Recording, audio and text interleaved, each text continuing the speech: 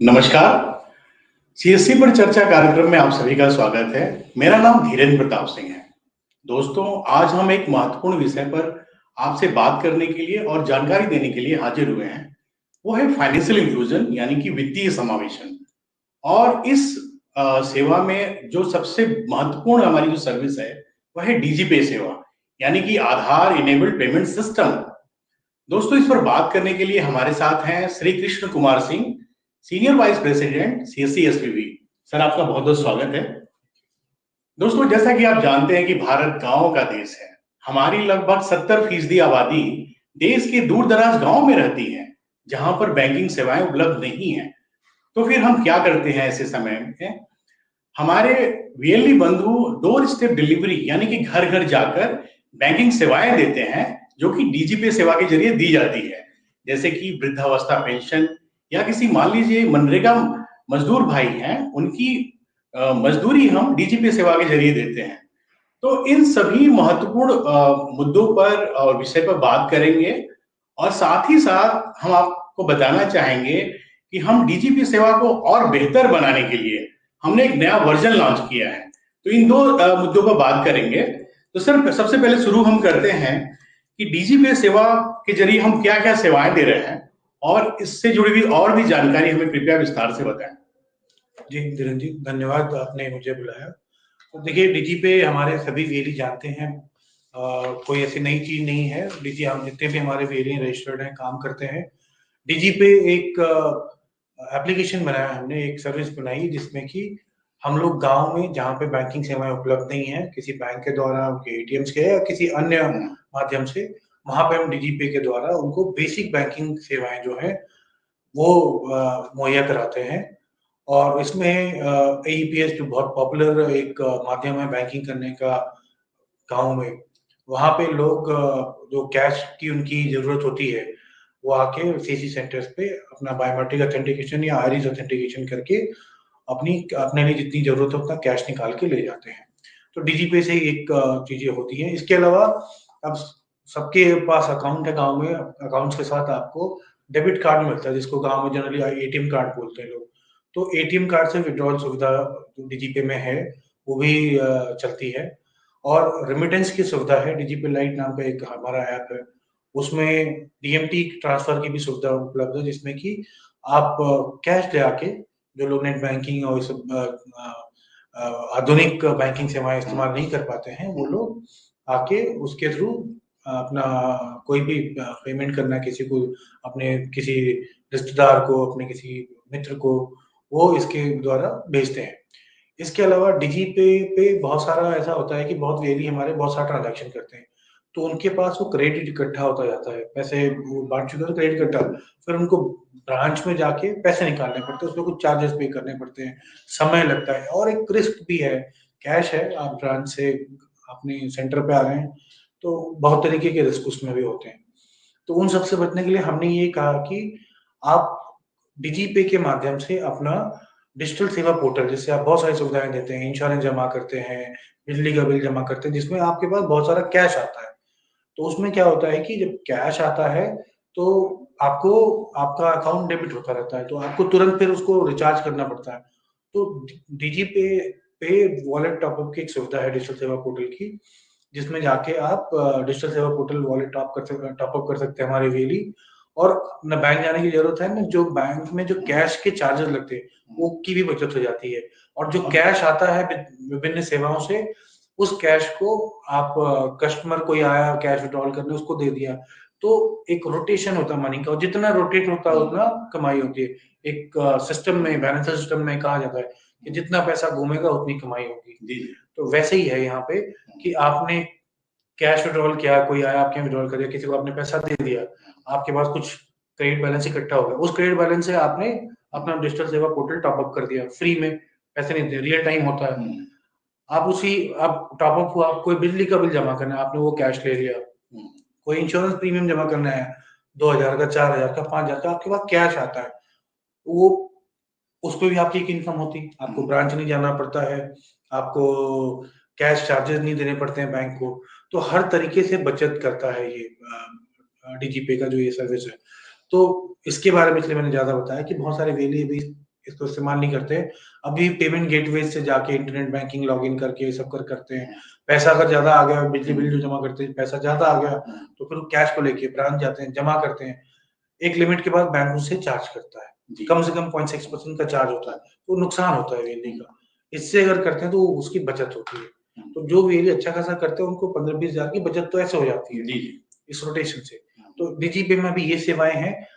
आप जैसा कह रहे थे, हम लोग डिजीपे का नया पोर्टल लेके आ रहे हैं, उसमें हम लोग ये सेवाओं के साथ साथ और भी सेवाएं जो वीएलई पे लॉग इन करते हैं, इसका अभी तो डेस्कटॉप वर्जन है, इसका मोबाइल वर्जन भी नेक्स्ट वीक आ जाएगा कुछ एक डिवाइसेस के साथ। तो उसके बाद बहुत सारी सेवाएं इसमें ऐड होंगी जो वीएलई लॉग इन करते हैं उनको दिखती हैं। तो अभी स्टार्ट नहीं हुई है, उसको ऐड होनी है। हाँ सर, नए वर्जन पे अभी हम आगे विस्तार से चर्चा करेंगे। पहले कुछ और बुनियादी सवालों पर बात करते हैं। डीजीपे में पंजीकरण की प्रक्रिया क्या है? हमारा वीएलई बंधु कैसे वहां रजिस्ट्रेशन कर सकते हैं? देखिए, 2 तरह का है उसमें। जो हमारे पुराने वीएलई हैं जिनका आज तक वेरिफिकेशन हो गया है, क्यूसी है, डेटा है उनका तो ये है कि ऑटोमेटिकली अगर वो डीजीपे पे डीएसपी पे लाइव है, काम करते हैं, उनका वेरिफिकेशन हुआ है, तो हम लोग डीजीपे ऑटोमेटिकली अलाउ कर देते हैं उनको। डीजीपे का जो नया वेब यूआरएल है dgpweb.csccloud.in पे, उस पर जाके क्लिक करेंगे, अपनी सीएससी आईडी और पासवर्ड डालेंगे, जो कनेक्ट किए होते हैं डीएसपी के जो आईडी पासवर्ड है वही होता है, उस पर अपना डाल के लॉग इन करें, ट्रांजैक्शन शुरू कर सकते हैं। जो नए वीएलई हैं जो 1 जनवरी 2024 से बनने शुरू हुए हैं, उनका क्या है, उनको हम लोग उसका एक प्रोसेस है, हमारे डिस्ट्रिक्ट मैनेजर जाके उनका वेरिफिकेशन करते हैं। वो उनका वेरिफिकेशन करके उनका लैट लॉन्ग, उनका सेंटर सारा वेरीफाई करके अपलोड करते हैं, और जिसकी ओके रिपोर्ट है अगले दिन बाय डिफॉल्ट उसको हम लोग एक्टिवेट कर देते हैं। तो ये प्रोसेस है।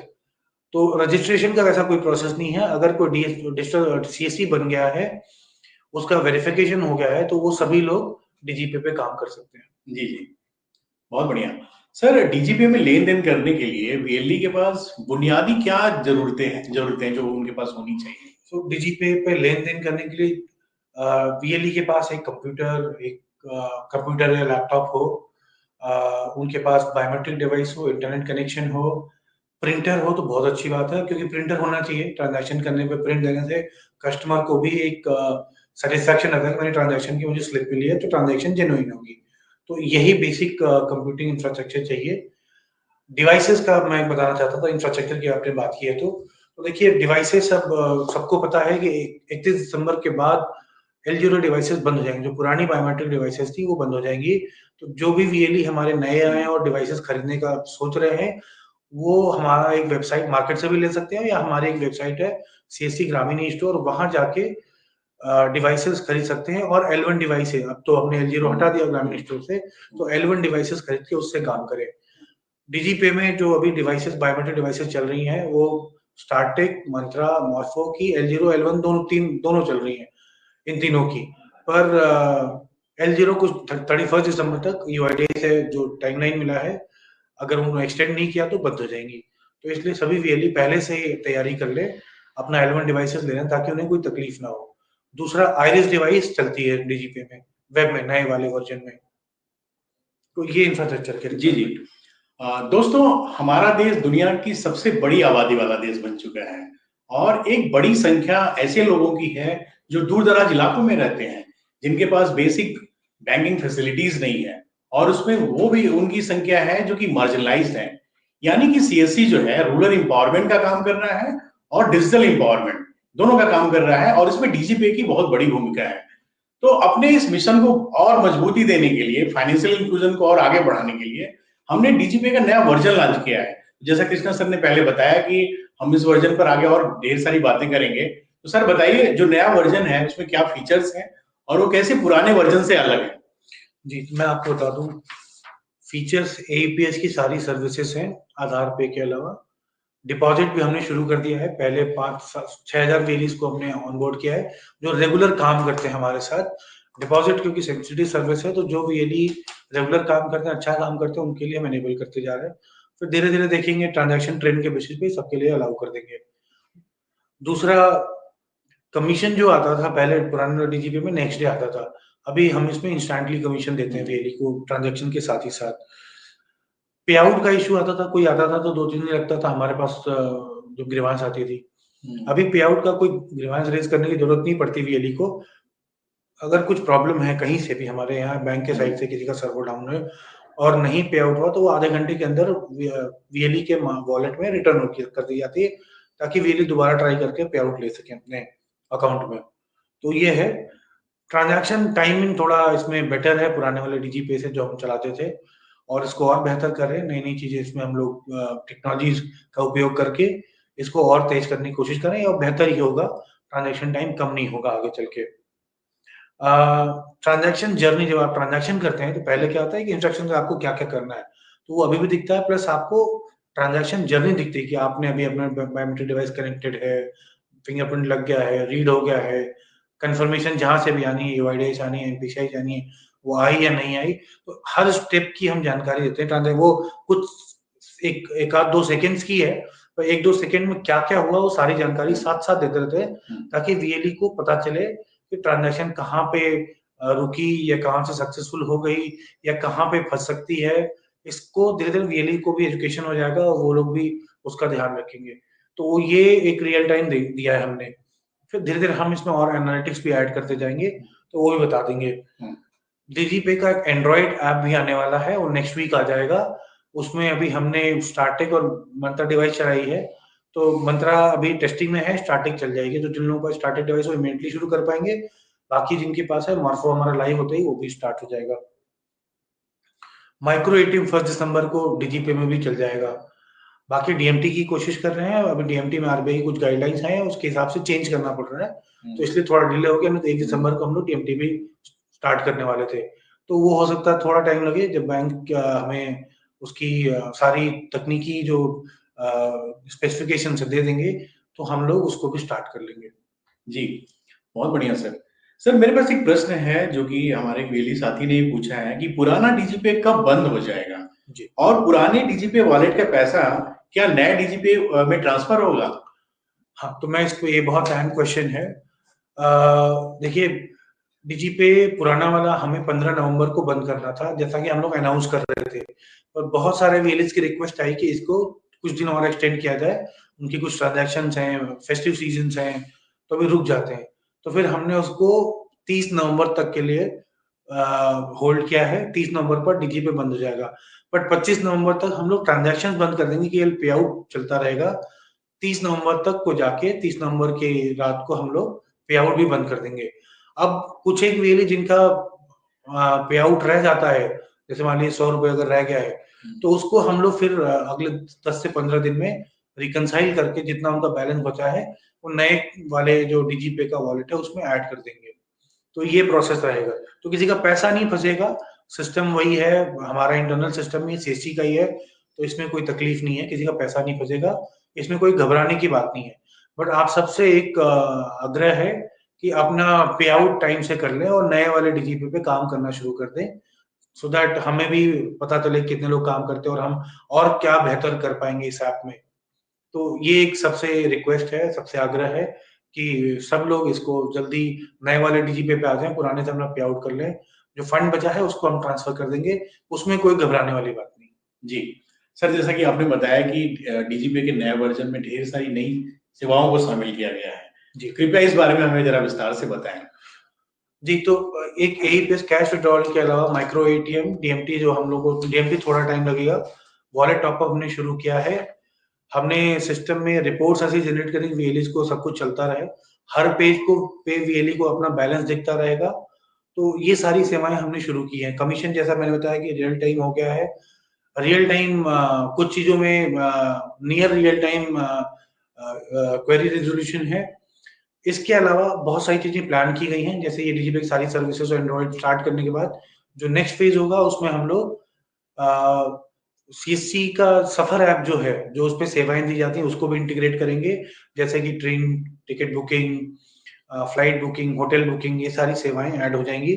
इसके बाद हम लोग बिल पेमेंट की जितनी सर्विसेज़ हैं, जो बीयूपीएस पे आती हैं, बिजली का बिल जमा करना और ये सारी चीज़ें हम लोग इस पे ऐड करेंगे। तो ये सेकंड फेज़ में ये होगा, प्लस हम लोग फिर और भी सेवाएँ लेके आ रहे हैं, जैसे पैन, एनपीएस, आईटीआर, ये सारी सेवाएँ भी हम लोग डीजीपे ऐप में। तो जितनी फाइनेंशियल सर्विसेज हैं डीजीपे की जो कंपैटिबल होंगी उन सबको हम लोग डीजीपे पे ऐड करें। जो सीएससी की फाइनेंशियल सर्विसेज हैं वो हम लोग सब डीजीपे पे ऐड करेंगे। तो एक प्रॉपर फाइनेंशियल है, जितनी फाइनेंशियल सर्विसेज सीएससी की है वीएलई एक जगह पे देख पाएंगे और लोगों को दे पाएंगे एज अ बंडल।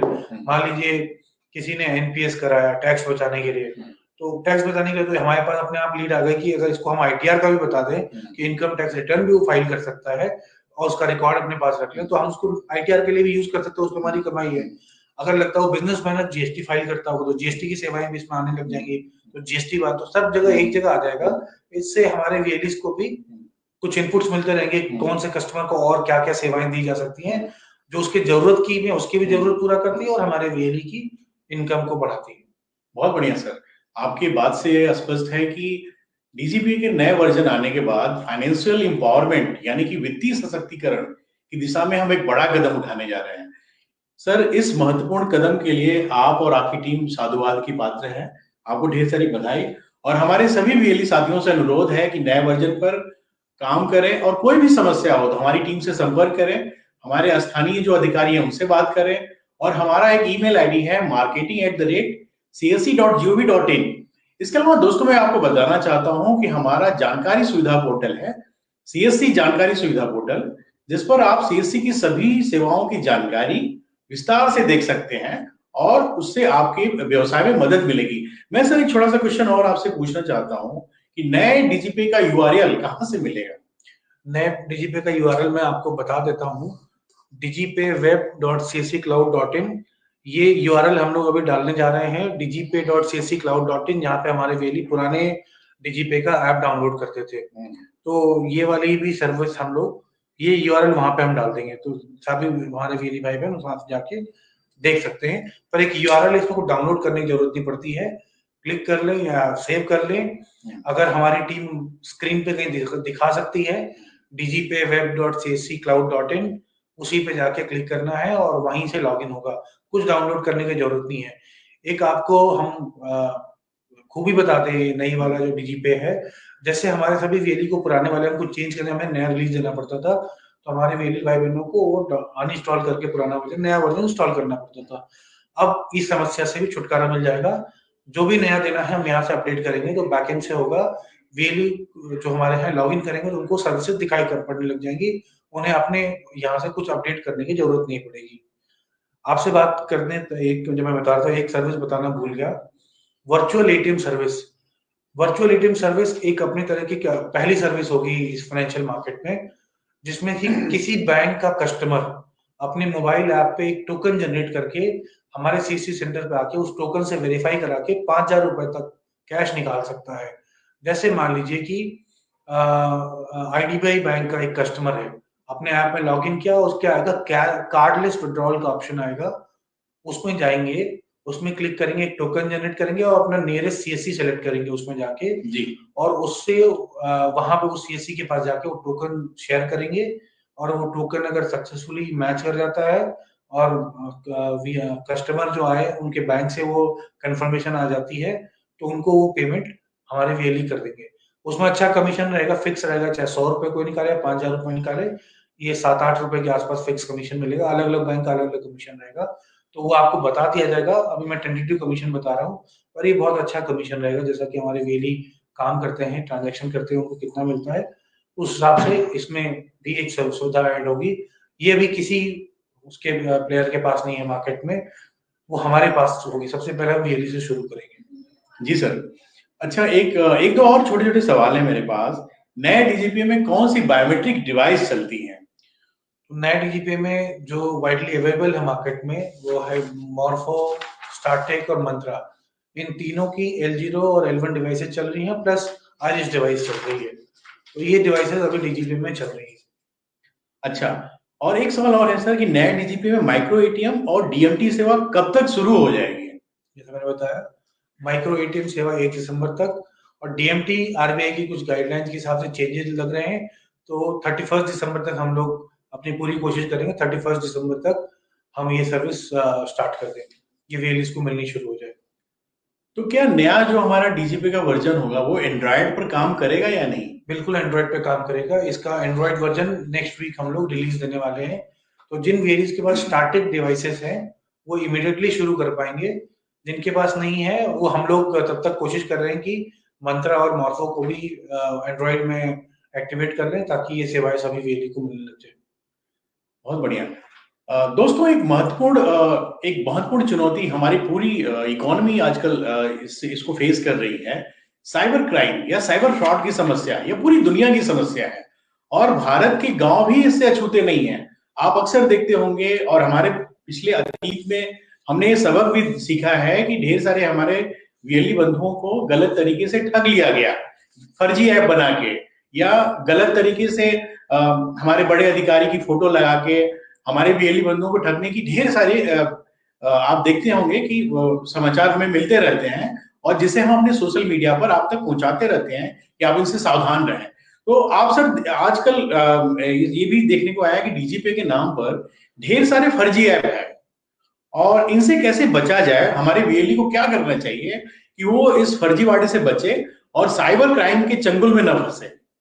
जी, तो पहली चीज की आप रजिस्टर मेंटेन करें। हमारे बहुत सारे वीएलई हैं जिनके यहाँ से बहुत लोग हैं जो डिलिबरेटली काम करके और डिस्प्यूट रेज करते हैं, तो फिर वो वीएलई को परेशानी होती है। तो जिससे भी साथ भी काम करें उनका रजिस्टर मेंटेन करें, ट्रांजैक्शन लॉग रखें, हो सके अगर कस्टमर देने को राजी है तो उसका फोन नंबर भी रखें, उससे सिग्नेचर मिले रजिस्टर पे कि उसने इस दिन इतने रुपए आपसे निकाले, उसका ट्रांजैक्शन नंबर ये है। तो कल को अगर कोई डिस्प्यूट आता है तो उसमें आप अपने आप को बचा सके इन सब डिस्प्यूट से, ताकि आपसे रिकवरी ना हो। एज पर आरबीआई प्रोसेस जो भी मर्चेंट ने ट्रांजैक्शन किया उससे रिकवरी की जाती है, तो इससे अपने आप को बचा सकते हैं। दूसरा, अपना ऐप अपना पासवर्ड अपने पास रखें, किसी और को यूज करने के लिए ना दें। हमारे सिस्टम में ऐसे बहुत फ्रॉड होते हैं, लोगों ने ऑपरेटर रख दिया और अपना सब कुछ शेयर कर दिया उनके साथ, सारी जो उनकी कॉन्फिडेंशियल डिटेल्स है, तो उसके बाद भी उसमें फ्रॉड हो जाते हैं, तो इससे बचना है। दूसरा, अभी हमने कुछ फ्रॉड देखा, बिहार में कुछ हुए थे, वहां पे हमारे लोगों ने या मार्केट में और भी बैंकों के जो एजेंट्स हैं उन लोगों ने अपना प्लेटफॉर्म किसी और को यूज करने दिया और उन्होंने फ्रॉड किया और फ्रॉड करके चले गए, और रिकवरी फिर हमारे वीएलई पे एफआईआर हुए या जिनकम बैंक्स के हुए उनको एफआईआर करना पड़ा। तो ये सब का नुकसान हमारे वीएलई को था। इन सबसे बचे, ईमानदारी से काम करें, आपका कहीं भी कोई नुकसान नहीं होगा। जी सर। एक सवाल है मेरे पास कि कभी-कभी तकनीकी दिक्कतों की वजह से डीजीपे में पैसे का भुगतान नहीं हो पाता है। तो ऐसी दशा में, ऐसी चुनौती के समय वीएलई को रिफंड के लिए क्या करना चाहिए? देखिए, रिफंड हमने ऑटोमेट कर दिया है। अगर कोई ट्रांजैक्शन फेल हो गई तो आधे घंटे के अंदर ट्रांजैक्शन रिफंड हो जाएगी। इवन द पे आउट, अगर पे आउट सक्सेसफुल हो गई और कंफर्मेशन नहीं है तो उस केस में बैंक पे डिपेंडेंसी होती है। कभी-कभी एनईएफटी के केस में 5 दिन की होती है और आईएमपीएस केस में 3 दिन की होती है। तो 3 दिन बाद रिस्पॉन्स मिलता है, उसके अगले दिन हम लोग अपनी वीएलई को वॉलेट में ट्रांसफर करते हैं। अभी लेकिन हमने एक सुविधा ऐसी शुरू कर दी है कि अगर हमें रिस्पॉन्स बाद में भी आता है तो उसको हम अपडेट कर सकते हैं कि ये ट्रांजैक्शन फेल्ड है और रिटर्न किया जा सकता है पैसा वीएलई के अकाउंट में। तो ये अब आधे घंटे में होने लग गया है। जी। सर, एक और आखिरी सवाल है मेरा आपसे कि वीएलई डीजीपे में अपना बैलेंस कैसे चेक कर सकता है? सो डीजीपे में बैलेंस अभी रिफ्लेक्ट होता है रियल टाइम में। अब जहाँ डैशबोर्ड है उसके ऊपर अब तो हर पेज में भी दिखता है कि आपका कितना बैलेंस है, कितना ट्रांजैक्शन, कितना बैलेंस है। पहले हिसाब थी तो अभी हमने हाइड किया है वीएलईज की सिक्योरिटी के लिए, कोई और ना देखे इनके पास कितना पैसा है। होता है, आपका मॉनेटरी इंफॉर्मेशन नहीं शेयर करनी चाहिए, तो ऐसा ही ऐप में भी है कि कोई वीएलई की इंफॉर्मेशन किसी अन्य व्यक्ति को नहीं दिखेगी। तो ये सुविधा हमने शुरू करी है और वीएलई को हर पेज पे अपना बैलेंस दिखेगा। सर, मेरे पास कुछ सवाल आए हुए हैं हमारी सोशल मीडिया पर। शिवराज भागड़ लिखते हैं कि बॉब का विड्रॉल नहीं होता है, इसको कैसे शुरू आप करेंगे? देखिए, बीओबी का विड्रॉल होता है। कोई ऐसी डिवाइस जो यूज करे जिसमें किसी वीएलई ने किसी अनयूजुअल ट्रांजैक्शन करी है, जैसे कि 510 या 1020 इस तरह की ट्रांजैक्शन अगर पास्ट में करी है तो बैंक ने उसको फ्रॉड समझ के ब्लॉक किया हुआ उन डिवाइसेस को, तो वो डिवाइसेस जो ट्रांजैक्शन नहीं होगी। दूसरा, अभी जियो फेंसिंग और जियो टैगिंग की बात होती है, तो अगर बीओबी ने क्या किया है कि अगर कोई लोकेशन पे उसका बीसी है तो उसके आसपास का एरिया जियो टैगिंग कर देता है, उसके आसपास के एरिया में कोई और बैंक का बीसी बैंक बीओबी की ट्रांजैक्शन नहीं कर पाएगा। पर नई डिवाइसेस के साथ, आइरिस के साथ, L1 डिवाइसेस का बीओबी की ट्रांजैक्शन हो रही है। अगर आसपास में आपके बहुत नजदीकी में कोई ब्रांच नहीं है, कोई बीसी नहीं है तो। और सर ऐसा ही मिलता-जुलता सवाल है राहुल कुमार यादव का, जो कि सेंट्रल बैंक ऑफ इंडिया से का बारे में कह रहे हैं कि उसका विथड्रॉल नहीं हो रहा है, उसको शुरू किया जाए। देखिए, सेंट्रल बैंक ऑफ इंडिया का विथड्रॉल हो रहा है। अगर नहीं हो रहा है तो कस्टमर को बताइए कि अपने ब्रांच में जाके अपना केवाईसी करा ले। ये बैंक ने उनको ब्लॉक किया अपने कस्टमर्स को, ताकि वो केवाईसी करके ये पहचान सुनिश्चित कर सके कि वो कस्टमर अभी जिंदा है और सिस्टम में है। तो इसके लिए बोल दीजिए। और ज़्यादा से ज़्यादा ये हो सकता है कि ब्रांच ने उसको यहीं पे ट्रांज़ैक्शन ब्लॉक किया है, तो ब्रांच वहाँ से अनब्लॉक कर देगी, तो यहीं पे ट्रांज़ैक्शन होने लग जाएगी।